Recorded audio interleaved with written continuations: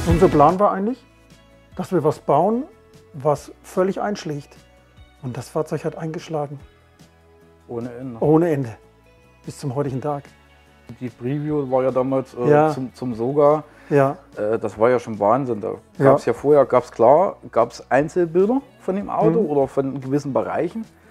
Aber ja, das Hauptbild kam dann eigentlich zum Soga, beziehungsweise auf der Runterfahrt ging das ja schon los, dass dann online irgendwelche Bilder aufgetaucht sind, als wir noch zum Treffen unterwegs waren. Ja. Und dann, als wir dann unten quasi vorm Hotel an der Promenade da unten lang gefahren sind, da sind sie komplett eskaliert. Hätte ich nie gedacht. Wahnsinn. Ja. Das war echt wild. Und dann ging das eigentlich, sage ich mal so, die halbe Woche da unten war dann eigentlich so, dass ständig irgendwo Bilder machen, bist du abends irgendwo mitten in der Nacht ins Bett gegangen, musstest dann früh um 5 Uhr wieder fit sein, hast dich den ganzen Tag nur von Slushy Wodka ernährt und musstest dann das Ding an eine Promenade stellen zum Fotoshoot. Sascha hat damals die ersten Bilder gemacht. Die Dinger sind auf Facebook durch die Decke gegangen. Das Auto hatte eine Reichweite erzielt, das war gigantisch. Also wir saßen eigentlich im Hotel und haben gedacht, wir haben mal alles richtig gemacht mit dem Auto.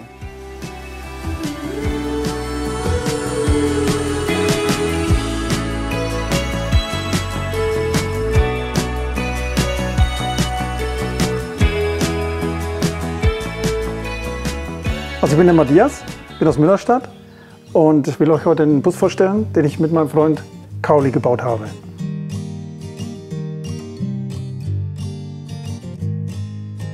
Also das ist ein VW D1 Bus, Baujahr 60, ein Kastenwagen mit Durchgang, mit 44 PS. Umgebaut auf Luft, Käfergetriebe, gekürzte Vorderachse, alles höher gelegt, ja, dass er halt ein bisschen tiefer kommt. Also ich habe den D1 aus dem Netz, aus Facebook, von einem Holländer angeboten bekommen, beziehungsweise ich habe dann mehrmals nachgehakt, ob ich das Fahrzeug kaufen kann und so. Das Fahrzeug ist ursprünglich, soviel ich weiß, aus Chicago, wurde dann an so einem VW-Händler nach Holland verkauft, oder der ihn gekauft hat. Dieser Händler hat ihn dann nach Spanien verkauft.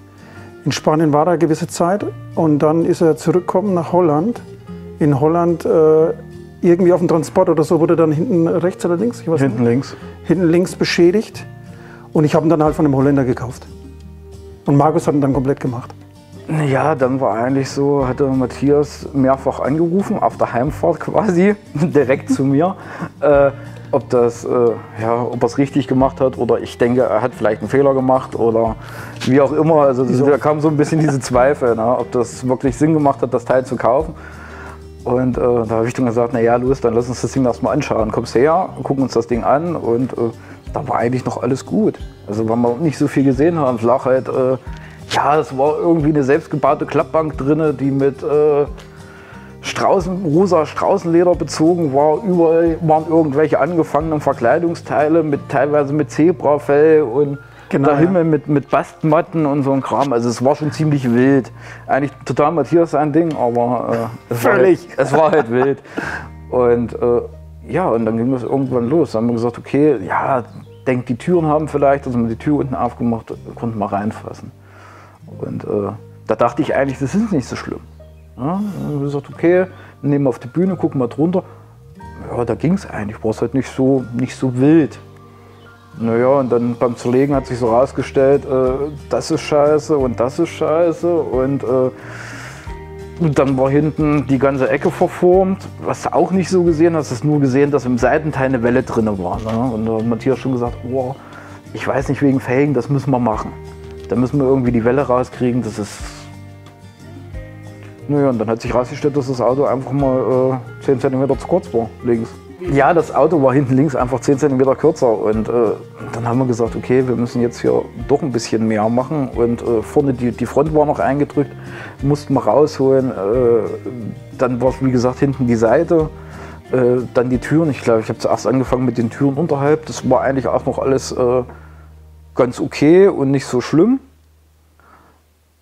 und ja, und dann ging das irgendwann weiter, dass wir dann hinten angefangen haben, die Ecken auszuschneiden, die untere. Und da hinten links der Kompressor ist fürs Luftfahrwerk, haben wir die Ecke rausgenommen und da ist der Kompressor einfach runtergefallen. Weil da innen das ganze Blech einfach weg war. Hinten rechts war derselbe Ärger, da stand die Batterie, die ist auch noch unten durchgefallen. Also das war alles ziemlich wild zusammengeheftet. Und dann haben wir uns halt entschieden, beide Ecken zu machen. Die Heckklappe ist noch vom Zustand original. Den Motorraumdeckel hat Matthias nachbauen lassen. Genau, den habe ich nachbauen lassen. Von einem Bekannten, der da was vermittelt hat. Und dann musste er auch schon mal hinten rechts einen übelsten Schaden gehabt haben, zumindest unterhalb. Weil die haben die Seitenwand in der Mittellinie einfach überlappend zusammengeheftet, ein paar wilde Punkte gemacht und ganz viel Spachtel draufgezogen. Und da war das irgendwann so aufgegangen und da haben wir dann gedacht, gut, wir fangen mal an, das runter zu igeln. War jetzt nicht so die coole Idee, weil wir sahen aus wie die Schweine. Aber ansonsten, war es halt noch überschaubar, bis auf, wo es dann losging. Beide Ecken neu, brauchen einen neuen Träger für die Motorklappe unten. Dann haben wir den Motor rausgenommen und dann haben sie diese ganzen Radkästen, die sie hochgesetzt haben, wegen der Tieferlegung, haben sie wild aus irgendwelchen Blechstecken zusammengeheftet, teilweise eingeklebt. Da waren Regalböden irgendwie zurechtgedrückt und reingepappt und alles ganz wild, alles raus, neu gebaut in Blech, dann die Radkästen wirklich bis hoch zum Ladeboden gezogen. Dadurch, dass das Motorgetriebe halt 6 oder 7 cm hochgesetzt, dass du halt die Tiefe generieren kannst. Ne? Und die Vorderachse läuft ja auch. Die Vorderachse ist ja quasi im Auto fest verschweißt. Du hast ja im Mitteldurchgang, sage ich mal, eine Klappe, wo du auf die Achse gucken kannst.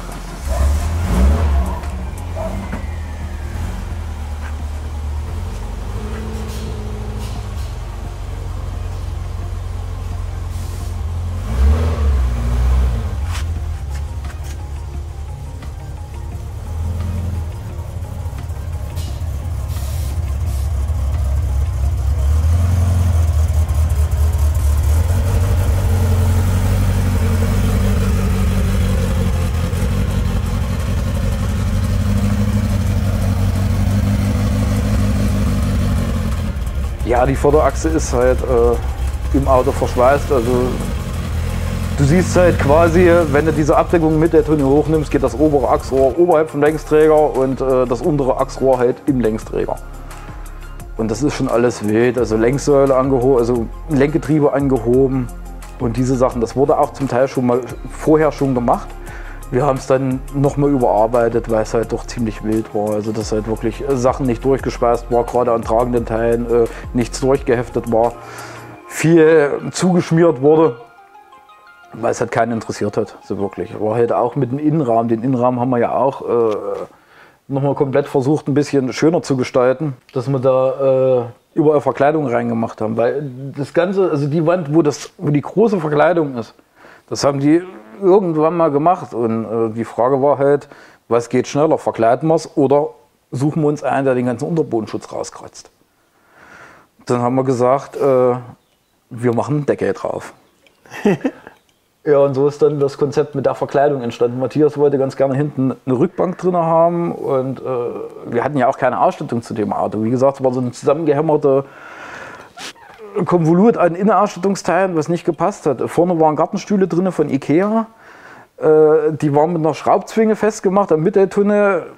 Konntest du ja nicht so lassen. Also das ist ja, dann musste man ja die Sitzkästen breiter bauen, weil wenn du einen Mitteldurchgang hast, musst du irgendwo was machen. Dadurch, dass die ganze Achse angehoben wurde, wurden die Radkästen auch angehoben. Das muss ja irgendwo unter. Ja, dann ging es halt dann los, was machen wir für Sitze rein? Und Matthias hat gemeint, ja, ich finde die Bombersitze eigentlich ganz cool. Ja, haben wir dann irgendwann uns auf die Suche begeben und haben uns dann in England so einen Satz Sitze gekauft mit Rücksitzbank. Ja, auch kostentechnisch echt entspannt. Also im Vergleich. Inklusive der Rücksitzbank. Inklusive der Rücksitzbank und Transport und musstest dich nicht hinstellen. Wir mussten ja ein Gestell bauen für die Rücksitzbank. Aber ansonsten war das alles okay und wir hatten eigentlich erst Angst, nachdem die Sitze kamen, dass du darauf nicht sitzen kannst. Aber sitzt sich bequem? Echt sogar mit 1,84 Meter. Das gut. Ist echt gut. Ja, die Verglasung ist noch gelb, weil sie vorher gelb war. Ja. Also wir haben verglasungsmäßig nichts geändert. bis auf hinten die Heckscheibe. Und Scheinwerfer, oder? Weißt du so? Scheinwerfer waren gelb. Waren gelb. Die Scheinwerfer zum waren Teil halt foliert und zum Teil getaucht. No, vorne die Scheiben sind getaucht. Ja. Und hinten die Heckscheibe haben wir foliert, weil Matthias ein Ausstellfenster haben wollte hinten. Und die originale Scheibe nicht passt in den Ausstellfensterrahmen rein. Und deswegen haben wir die nachträglich mit einer ähnlichen Folie, mit einer Tönungsfolie beklebt. Er war ja relativ rattig, weil es ja vorher die Rustbox war. Es ging ja eigentlich auch darum, haben wir uns ja viel Gedanken gemacht, ob das so bleibt oder ob da was anderes draufkommt. Und ja, das Dach ist weitestgehend noch von der Rustbox. Ja. Original. Und wir haben eigentlich nur, und die Türen sind auch original Rustbox. Und der Rest ist alles nochmal lackiert.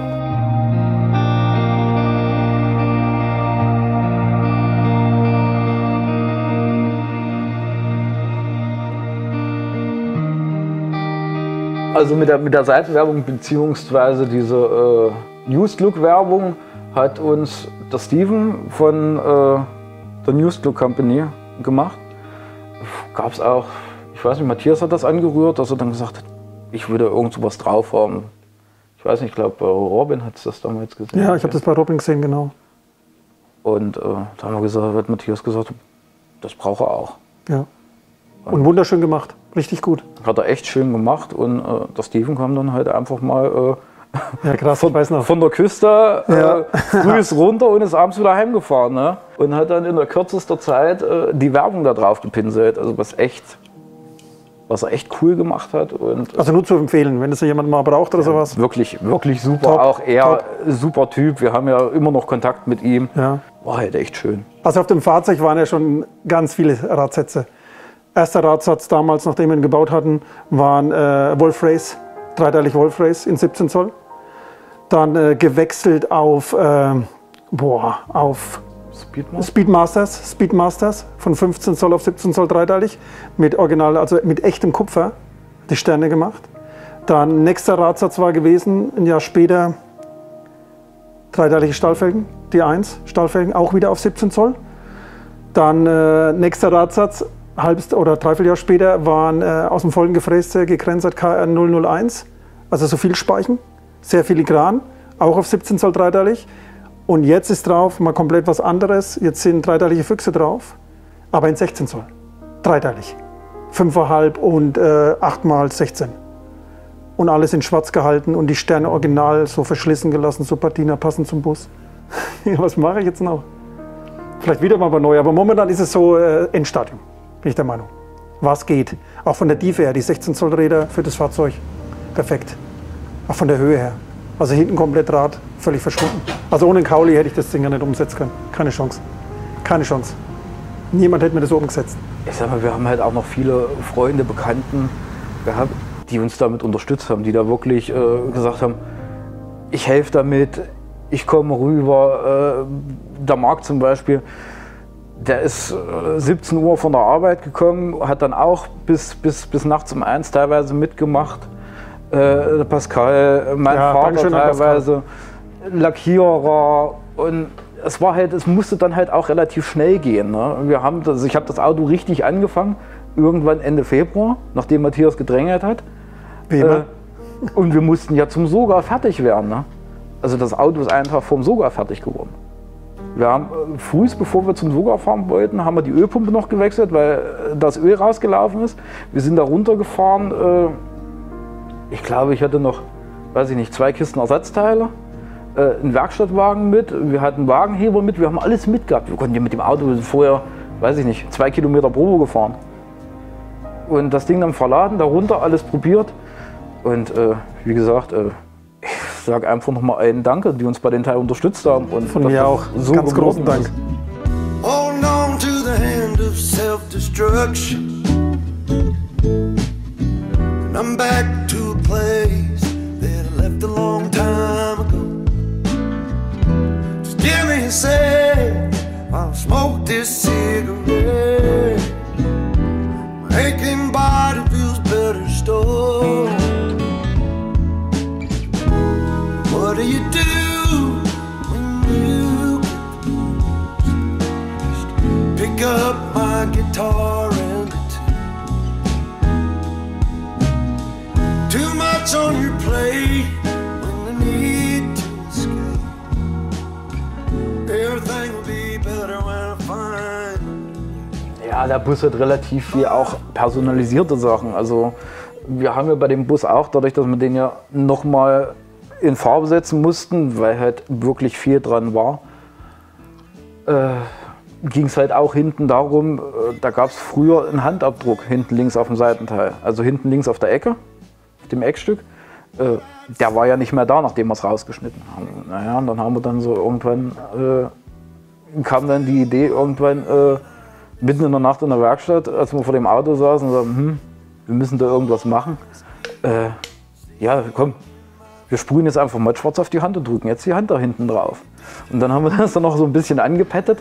Das sind so alles Details, die nicht auffallen oder wo man sagt, oh, da guckt man hin, da ist irgendwas Schwarzes, aber dass das eine Hand ist, sieht man auch erst beim genaueren Hinschauen. Das Kennzeichen hinten ist auch das Originale aus Californien damals noch. Das lag mit in der Kiste aus einer Mischung mit ganz wilden anderen Teilen von dem Auto, die entweder zu dem Auto gehört haben oder zu anderen Autos. Deswegen haben wir auch das Auto relativ personalisiert, sage ich mal, auf Matthias. Da ist ein G im Lenkrad drin, als gegrenzert Logo quasi. Dann die ganze Werbung da drauf. Dann hast du überall so versteckte Details. Du hast hinten eine Abdeckung unter der Rücksitzbank, wo die Schaltung lang geht, weil der Motor und Getriebe hochgesetzt wurde. Und dann muss das ja auch alles mit hoch. Lüfter im Kofferraum, dann haben wir dann im Nachhinein diese Luftbacken da quasi noch dran gemacht, weil wir extrem thermische Probleme hatten mit dem Auto beim Fahren. Das haben wir in Italien nicht so gemerkt, weil es halt nur Kurzstrecke war und halt auch nicht schnell. Matthias fährt die ersten 100 Kilometer mit dem Auto und da hinten löst sich jedes Kabel auf, jede Isolierung irgendwo schmilzt zusammen. Ja, und da haben wir gesagt, da reicht die Kühlung nicht. Dann hat man hinten unter das Kennzeichen im Vorfeld schon Lüfter drunter gemacht. Aber das war auch nicht ausreichend, weil wir einfach zu wenig Frischluft hatten. Weil du hast ja durch dieses Hochsetzen von den Radkästen haben wir jetzt 3 Schlitze von, ich sag mal, gefühlt 10, die da in den Motorraum einpusten. Und wenn du da nichts davor hast, dann kommt da halt auch nichts an. Aber die Elefantenohren haben extrem was gebracht. Die haben extrem was gebracht, ja. I look into your eyes, I see we're out of time. I guess no one's to blame, nobody crossed the line. I guess we couldn't see, somehow we couldn't feel. Maybe we rose so fast, maybe we got too high. But I remember days I wonder we were always gonna last. Yeah, I do remember tears and the laughter. How could we fall so fast?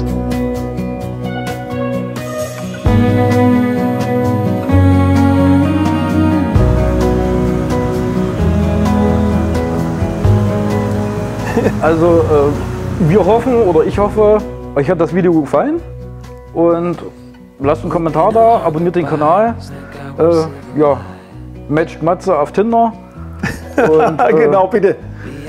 Viele Matches. Ja, wir sagen einfach Danke, dass ihr euch das Video angeschaut habt. Vielen Dank. Tschüss. But I still miss the way you used to feel. Maybe we rose too fast, maybe we got too high. Yeah.